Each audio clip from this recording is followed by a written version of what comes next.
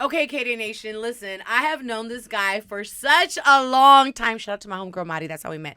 But my guy, Mars, we finally got you in the building. And what's so crazy is that getting him in the building has been a story between me and you because you are so busy. I've been busy, and we finally got to link up. Absolutely. But let's kick it off right now because a lot of people know you as my guy, Mars. Like, everybody's like, oh, my guy, Mars. But I want to know. And ask me if I'm wrong. I'm gonna answer it, and you just be like, you're wrong or you're right. See, you got the name Mars because your beats were like out of this world. Your production was out of this world. I think the perception. Okay. You know what I'm saying? So you along the line. Okay, You know what I was there a little bit. Yeah.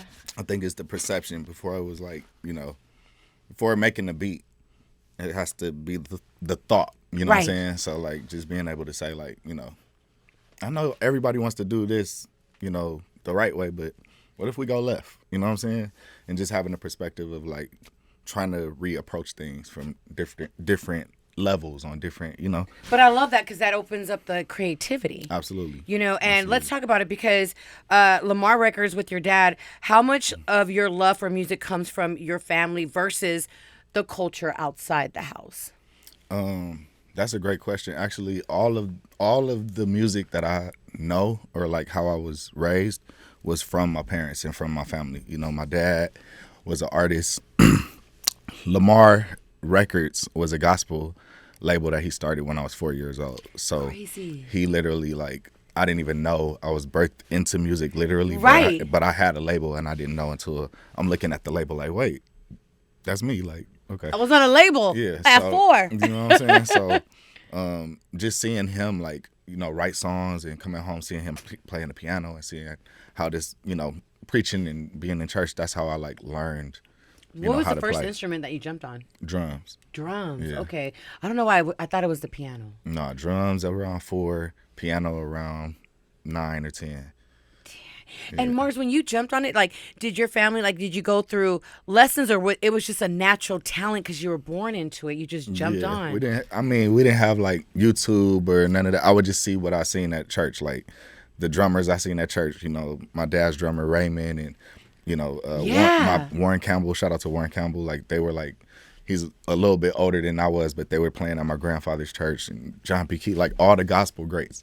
So I would see the highest level of gospel music and the best musicians, and I'm enamored. But That's I'm going home beating on pots and stuff. So that's how I, learned how to Now, play. starting in church, let me ask you, how did a local band grow into a collective that is respected by Jay-Z, respected by Usher, respected by Snoop Dogg?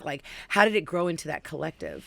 I think, as you see, better together, my mantra. I think, I know the whole camaraderie of 1500 or Nothin was just knowing that we're all the best at what we do and we can be the best by ourselves. But knowing that we can be better together and, again, having perspective and trusting people, That's big, trusting people. Trusting people with the, music and, what they think. You know what I'm saying? Okay, well, I feel very strongly about this, but I'm going to go with you. And, let's ride it out. And then it's How what are those conversations like? Because, different musicians, different egos, different ideas, different visions. That could be tough sometimes. Yeah, absolutely. And, we're a family. So, initially, it was a lot of that. But we quickly, because we're brothers, in music and we've known each other. Yeah. Yes. And it's we're not here to outdo each other. We're here to be the best at what we can be. So, if everybody's giving their best, it's sometimes we don't need my part of the best. Sometimes it's already the best. Yeah. You know what I'm saying? I'm just this is already incredible. I don't even need to do nothing. Got you. So. But I love that because I feel like that's for the better good of what the result is. Absolutely.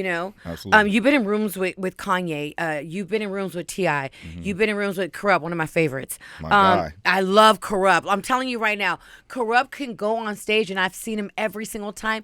He doesn't miss one beat. At all. One beat. Shout out my guy. One Corrupt, beat. man. Yeah, he's on point. Is it surreal to you still, or is it just proof to you that, I do belong in these rooms?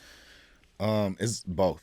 It's both. I literally was just in Carousel at the North Sea Jazz Festival. Okay. So far away from LA. Right. And I'm playing on stage with Corrupt, listening to one of my favorite, like playing one of my favorite songs I was listening to and inspired by to do music. Crazy. And I'm on stage in a place I've never even heard of. I didn't even know where I was. And this is a jazz festival. You know, it's Sheila E., it's Ricky Martin, it's all of these people, and I'm playing.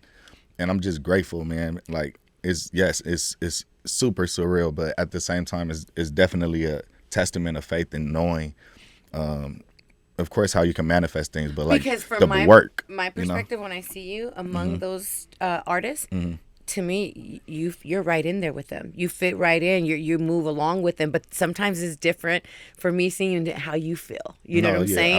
Absolutely. So, what's one of the lessons from any session that you've had with, like, let's say, Ye, T.I., Corrupt? Like, what is one of the lessons that still drives your sound today? One of the lessons, man, I think one of the biggest lessons is like continuing to be innovative. You know, not allowing and knowing when to stop. You know what I'm saying? Like, that's like a really important part. A lot of people try to keep forcing things, you know, or like trying to force things at the wrong time. And I think discipline and you know, still being consistent, but you know, having discipline is very important. You're in the studio every single day, huh? Absolutely. God, I get it. It's work. Absolutely. It's a grind. I mean, I take like, you know, I'll say like 70, 65, somewhere around there, 70% of the time. I'm there pretty much every morning to do like my beats for breakfast, but like I'll probably leave, you know, Friday, Saturday, Sundays. Saturdays and Sundays for sure. I'm kicking it with Mars. We're going to, you know, try to go to church or just family. I heard that. Yeah. No, I do see, like, you know what I mean? You are actively in church, and I see it with your, you know, your pops and your mom, like, on Instagram. Let me ask you though. Jay-Z said that he would put 1500 or Nothing up against any band in the world. Oh, yeah. That part. Let me say it again. Jay-Z said any band in the world. What was it like getting that respect? Because to me, Jay-Z's one of the greats in hip hop. He's the GOAT. Yes. That had to feel good, you know? You know, it's funny, like I'm so into the moment when I'm playing the keyboard, and I literally remember when that happened. I was playing the keyboard and I'm like into the song, and then once he said that, I was just like, and I looked at Lorenz like, did he just say that? Yes. I was like, did you hear that? He was like, and we both looked, everybody just looked for a minute, and I'm like, that's just crazy, because he's never said that about any other band. Just 1500 and he's or been nothing, yes. like, we were a band inspired by the greatest bands. Like, he worked with Linkin Park, he worked with The Roots, he worked with, you know, all of these people that are, you know, great. So for him to say that, yes, that's crazy. And you know, not even that, but it's like Jay-Z's worked with every single band internationally known. Facts. And he came over here and said 1500 against any band in the world. Facts. That is a testimony to your guys' discipline, your work ethic, your craft, your creativity, and your love for the culture. Absolutely. Chris Brown, his sessions, you know what I'm saying? Let's talk about it. Chris Brown's on tour right now. My guy, Chris. Yeah, so listen, you wrote tracks like I'll Take You Down, right? Yeah. I wanna take you down. I love that song. What's it like hearing your music live, bro? Like in the arenas and seeing the girls go crazy and seeing the meet and greets with Chris Brown, and you're like, I wrote that track. What's that like?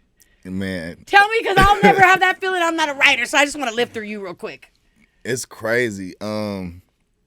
It's super crazy. It's crazier knowing that it was 17 years ago. Oh my God, I didn't know it was that long. Yeah. What?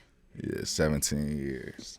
And it's still to this day. That's what makes it crazy to me. I'm like, it's people that are whole grown women that can just now listen to that song. And they're listening to it and they enjoy crazy. it. Yes. And I'm like, you didn't know what was intended at the time. You wasn't even conceived. But yeah, no, I'm just grateful, man. I'm grateful. It's a blessing, and it's a testament of, you know, all of the things that we're talking about. Like, just, you know, when you believe in something and you really have the discipline and just operating. I've been blessed to be around the best people to do it. Like, yes. Teddy Riley, Battle Cat, Snoop. Snoop is my mentor. T.I. is my mentor. Like, these are people I like. Shout out to Battle Cat too, man. Like Quick. You know what I'm Yes. saying? These are like legendary people that, make timeless music, not just classics, like timeless music, you know? So I've seen we did a concert with Quick a while back years ago, but I remember we were there prepping and he was on stage and he was hearing how the sound was like in the arena, but like certain sounds that we didn't hear, we didn't pick up, he picked up. I was so confused, but I know it's because he was a genius and I wasn't facts. with it. Yeah. But that he's like, he can hear. absolutely. You know, it's so crazy. And then also, too, shout out to producer Scoop DeVille because, you know, Scoop. That's my guy too. Man, Scoop is such a humble, hardworking producer, but he had explained to me, he was like, see, I see sound and color. And I don't understand that. Yeah, a lot of people do. Yeah. Do you? No. Okay. I don't. Mm-mm. No. I thought I did like one time, but it was like the first time I got high, and I just realized I was high. You know what I'm saying? The colors went away. I tried to play the chord again. Like I don't see it no more. So yeah, You were like, I was lit. I don't have that. Has You know there what ever been a session or maybe like an opportunity that you almost didn't take? And then how did that turn out? That you almost didn't take that opportunity? I'm saying? Or maybe a session I that mean, you... there's a lot of sessions I don't take, or there's a lot of sessions that have happened where I'm like, I'm not doing that. You know what I'm saying? Yeah. I think like almost didn't would mean like there's an artist I almost didn't like a artist I almost didn't work with, and I just didn't want to work with her just because I didn't know who she was. Right. At the time, I was a different type of individual, and yeah, and fast forward, she basically was like the greatest person ever, and like we made like 100 and something songs. What? Yeah, so You're not going to tell us who she is? she's not somebody that you would probably know like that. But yeah, but you know what if I'm saying? somebody Googles her and they can download her music and support her? She's an incredible artist. Okay. And if you want to know who she is, you can contact me. My guy Mars. Instagram, all socials. This guy. Hey, listen, you've been in the studio. We talked about it. We mentioned his name, Snoop Dogg. I love Snoop. I'm so Snoop, big my with guy, Snoop, dog. Boss Lady. Shout out to everybody at Death Row. Snoop is one of the realest in the game, and he is. Facts. I've seen Snoop take care of a lot of people. Facts. What's the biggest lesson that Snoop has taught you about longevity? Because one thing I have been privileged is to be around Snoop, and I have seen him, and it is each one teach one with him. That's what I love about him so much. But about, I know he talked to you probably about longevity, staying legendary, while pushing your own sound. Any advice from Snoop Dogg that you're like, man, I take that and I'm gonna always, you know what I mean, use that with everything that I do? Absolutely. Two things. One, I've learned business from just being around him, like how he does everything he wants to do. Yeah.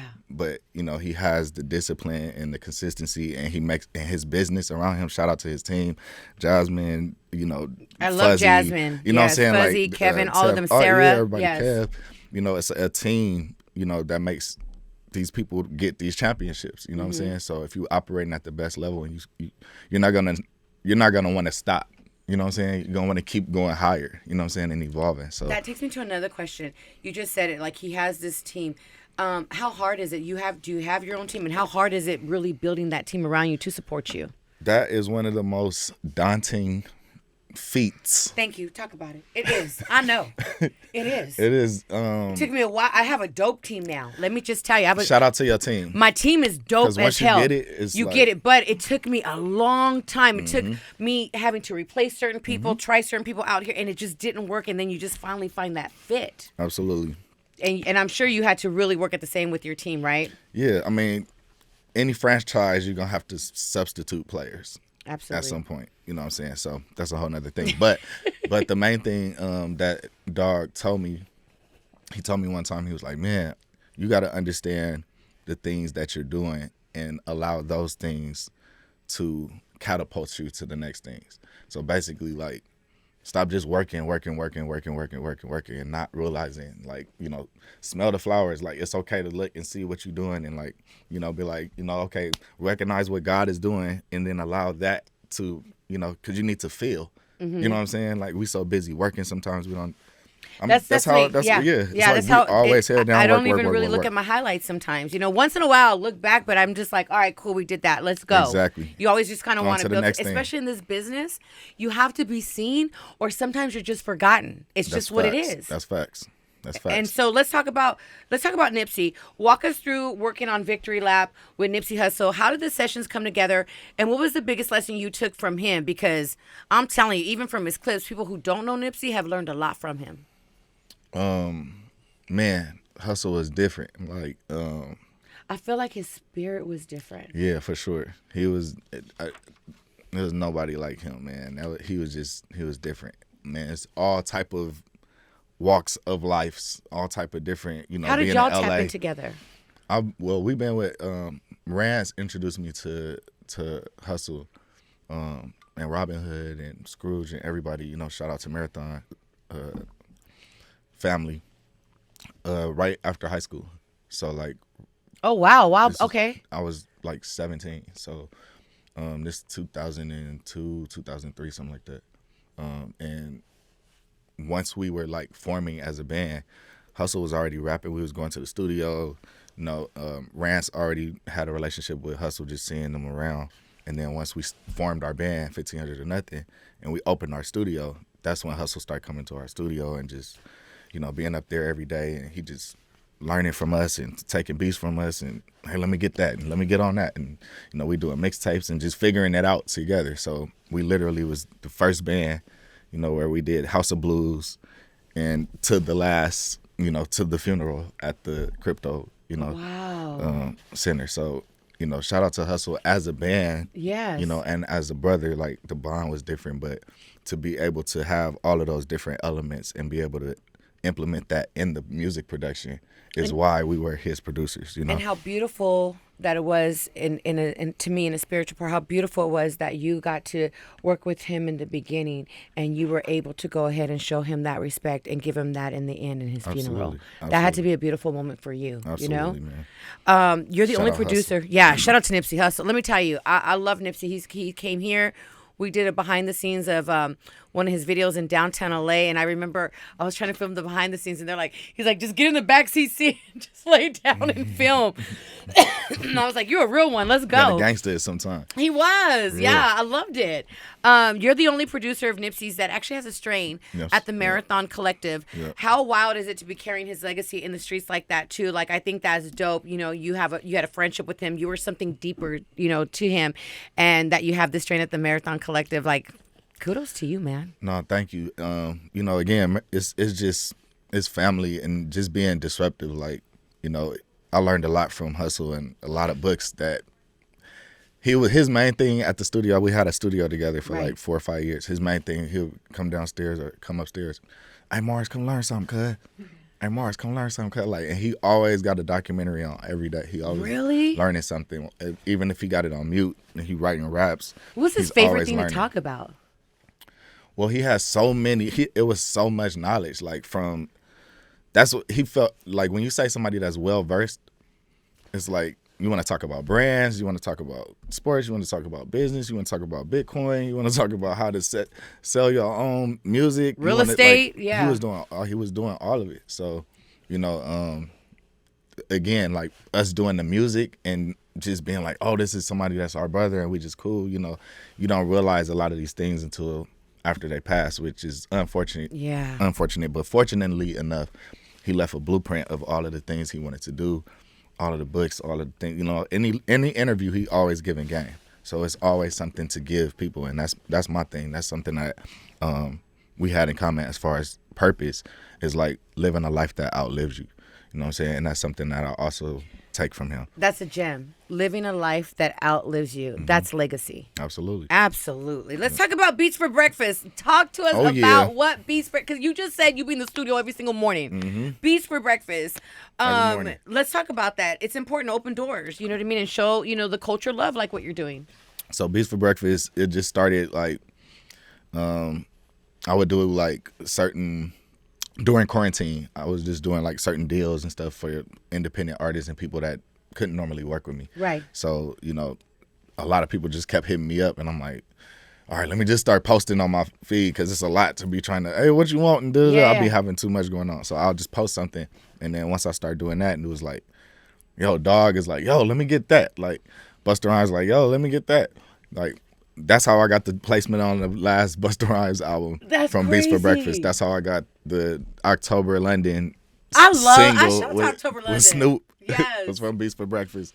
You know, it's like, and it's another one that's about to come out. But just from doing that and posting and just like giving people the opportunity to hear the music and also like just have that access. A lot of people don't have the access, you know, to like work with me or how to reach me, or they don't know what they want. A lot of artists don't know what But they sometimes want. it doesn't have to be a buster, right? Like it could That's be what like I'm a saying, really yeah. dope artist Exactly. from, you know what I'm saying?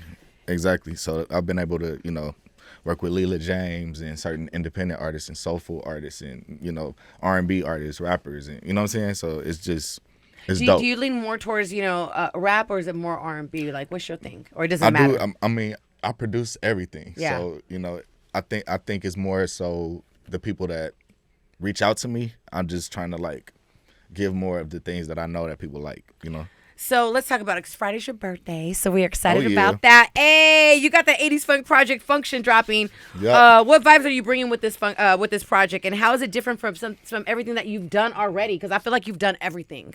So this is Say it, probably Mars. the greatest.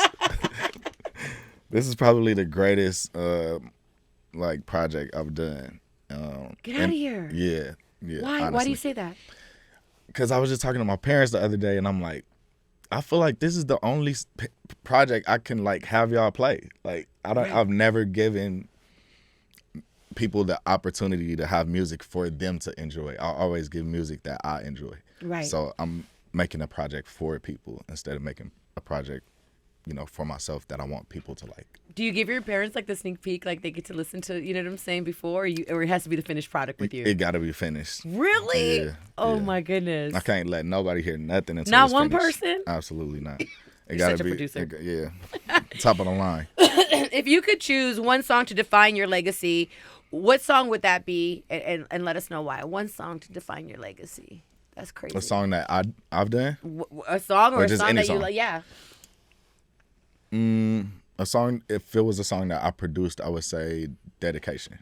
Oh my God. Because I feel like everybody, you know what I mean, bumps it. And I feel like I bump it when I want like to be inspired, or low key, like when I want to feel myself, if I'm self-doubting myself a little bit, I'll put Dedication on, and it man. makes me feel myself That's again. What we need. That's what we need. Yes. And that's what it's about, man. Just being able to give the people what they need to evolve and to, you know,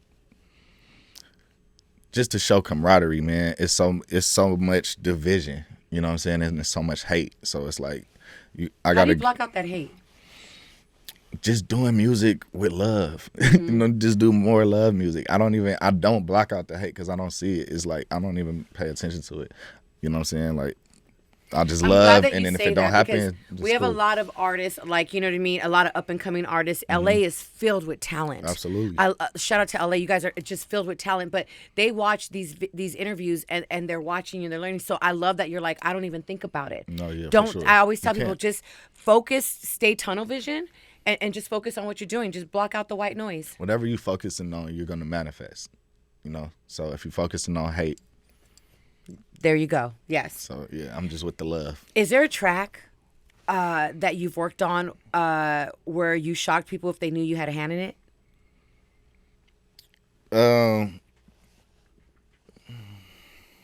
Maybe, possibly. I'm just saying, like, I've seen, like, you know, hip hop producers go a little bit more rock now. You know what I mean? They're trying these different Well, I sounds. haven't done rock. I think maybe you probably didn't know I did Forever. I was a part of Forever by Chris Brown. That's more like pop. Oh, okay. Like, you know what I'm saying? Look, yeah, my producer knows Yeah. Forever. She's like, yeah, you know, we got some Yeah. Chris Brown fans in here. Like that, you know, that song, something like that, you know. But I have worked on a country album. You have? Yeah. And you were like, how is that working on a country album? Do you feel like, damn, it's a little different than what I normally do? Or you're like, Absolutely. man, yes? Yeah. The Because business. I don't know. Course. Producers are like, well, sound is a sound, but then, you know, it's a different type of sound. It's the business. I don't mind the sound. I love challenges. That's Yeah. why I, you know, wanted to do it. But it's the business was Yeah. not what I'm normally used to. Right. But it's cool though. You know, we worked something out. But just how country music is, the business is done in country music is not really. Is it different the to way they my do it, liking. like in hip hop? It's Yes. okay. And you know, depending on who you are, you control how you have your business. But you know, in country, it's like, hey, you coming over here? This is what we're doing. Oh, got it. Yeah, this is how we do it over here in country music. So now looking back, what's the one move in your career where you went all in, where you took a real risk and it blew up bigger than you even imagined? I would say me rapping just out of nowhere, just hearing this thing, and I'm like, okay, I just got to do it. And I only did the verse and a hook, and I sent it to Busta Rhymes because he was asking for something, and then he was crazy. Yo, this is crazy. What? I'm doing a verse. Then I sent it to Snoop. He's like, yo, this is crazy. I'm doing a verse. And then that's how I got the song with Snoop and Busta Rhymes. Oh my God. Yeah. And you were just like, screw it. I'm just going to go all in with this. I got mad at myself for cussing so many LA artists out that I know for wanting to just keep doing the same music. Like, I want people to evolve, but then sometimes I want more for other people than they want for themselves, was what I realized. So I was like, let me just do it for myself. That's crazy. And then look, and I Buster, tried it, and it Snoop. just, yeah. That's awesome. Like, for years, y'all were the band behind the stars, but now fans and a lot of people in LA too know 1500 or Nothing. Do you think it's finally time that producers get the same respect as rappers? I mean, I think that you guys put in so much work and you're always behind the scenes, but like, I see the love that you guys get from within the industry, but sometimes, you know what I'm saying, the fans need to know. Do you think? Absolutely. I think that's been done more the last couple of years with, of course, with producers like putting their tags on songs so you can realize who they are. For me, it was more, I don't want people to know who did the music, because I want you to fall in love with the music, and then like you loving the music. I'm sure it's people that hate me that love my music, and I love that. Yeah. You know what I'm saying? Yeah. So it's like I'd rather just be that. You love my talent. You know, Yes. like, you know what I'm saying? I did something. God allowed me to do something, and you know, spiritually through music, you are healing, even though you hate me.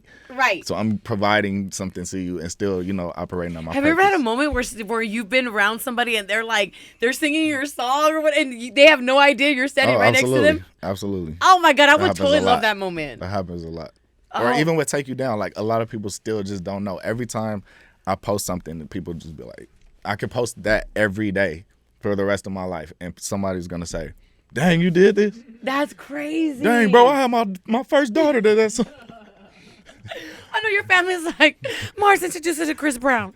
Crazy, man. Right, exactly. Like, it's too much.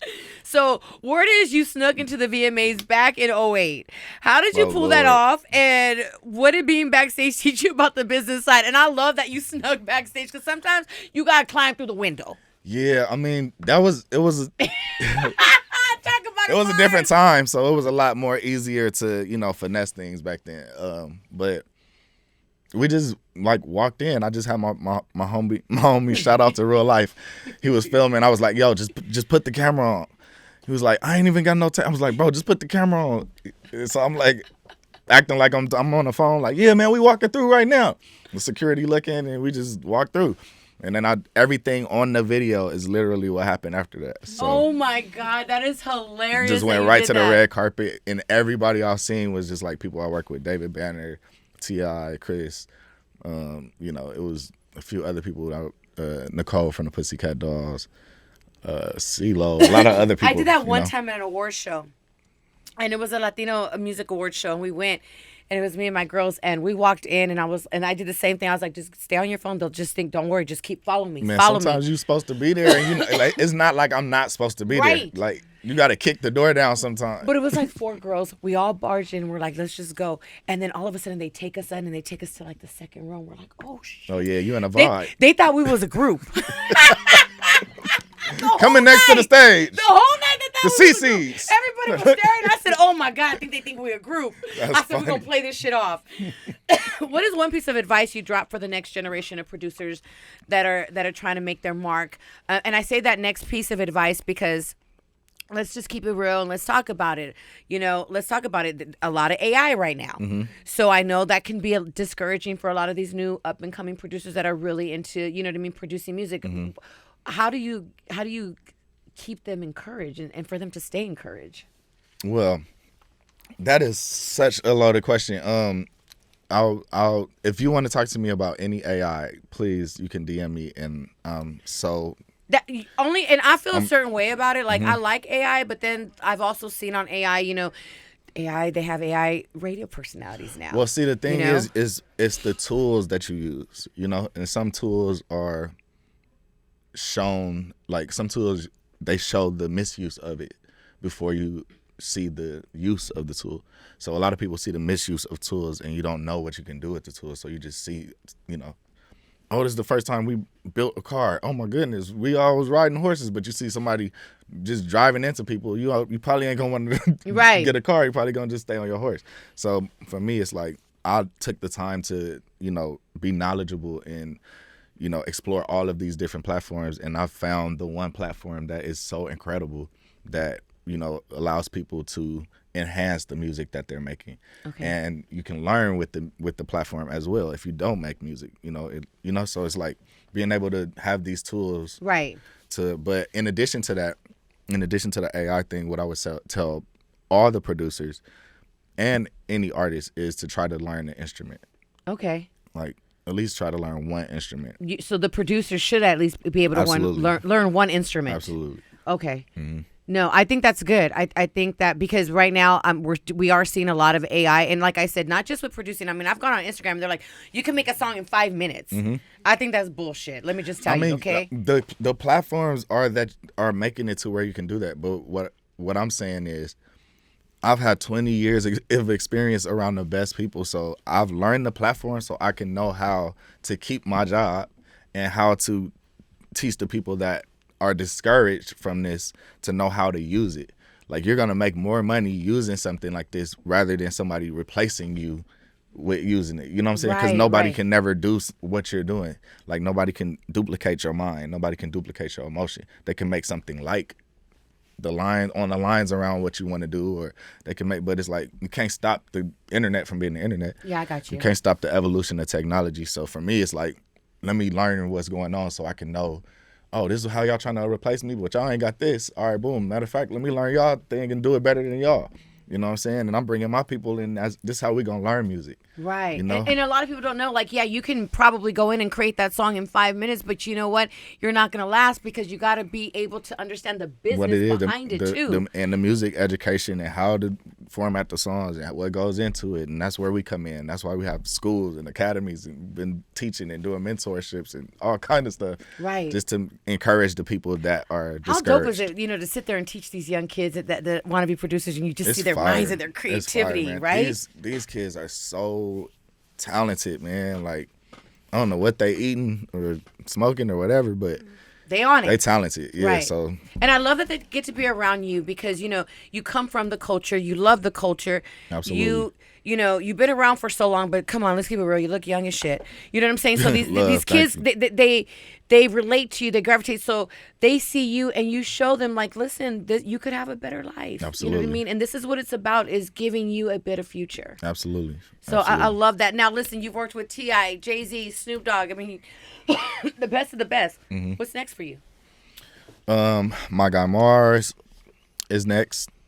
The Function, this 80s project. I just shot the video yesterday for a song called Wanna Do. Mm-hmm.